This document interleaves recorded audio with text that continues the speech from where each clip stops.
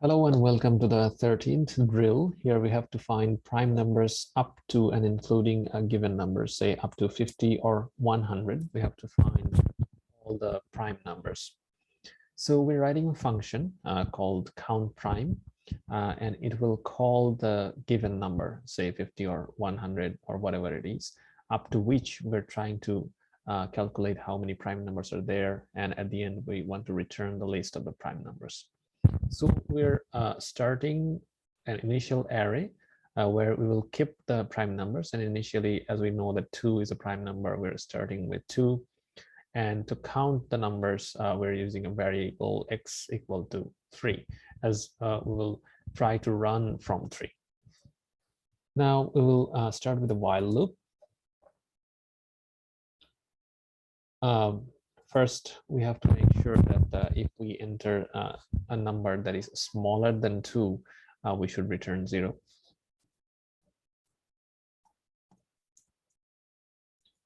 So let's say now we're returning something greater than 2. Now the main word actually begins.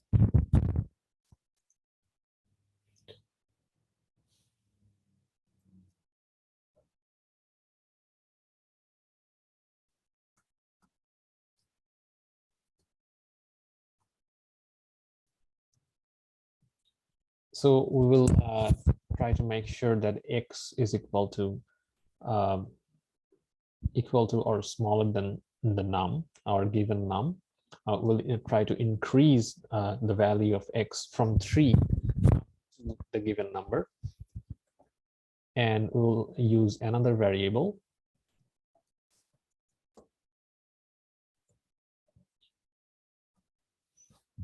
Let's say with another variable, we try to see whether that y is in primes as we're accumulating in the list. And if it does not satisfy the definition of prime number, that is, it is divisible by itself, then we will just increase the value of x with 2 because we want to skip the even numbers, and we will break out of this loop, and we will use the facility of using a for else statement.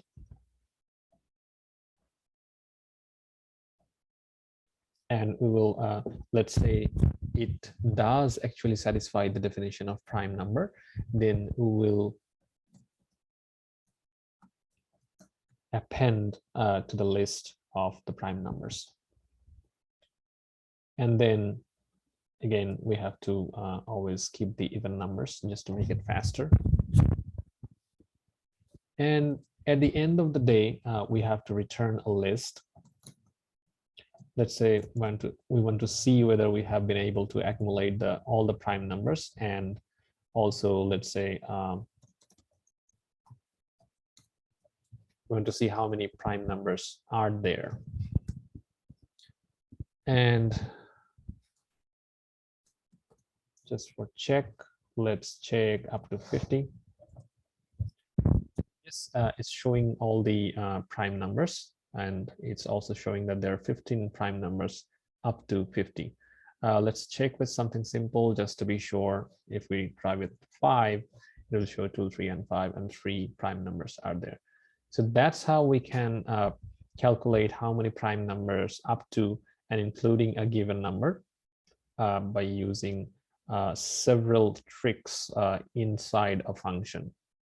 So as a gist, we are using with an initial list where we already contain 2, and we're using a variable x from 3, and we're increasing the value of the variable up to the given number, let's say 50 or 100, whichever we want to test. And at first, we say that we will return 0 if the input number is smaller than 2, because we will not find any prime number if it's smaller than 2. And if it's greater than 2, then we'll keep increasing the value of x up to the input number. And we will use the prime numbers that are accumulating in our array, and then we'll also try to satisfy the definition of the prime number, and if it doesn't, we'll just skip the even numbers and break out of the loop.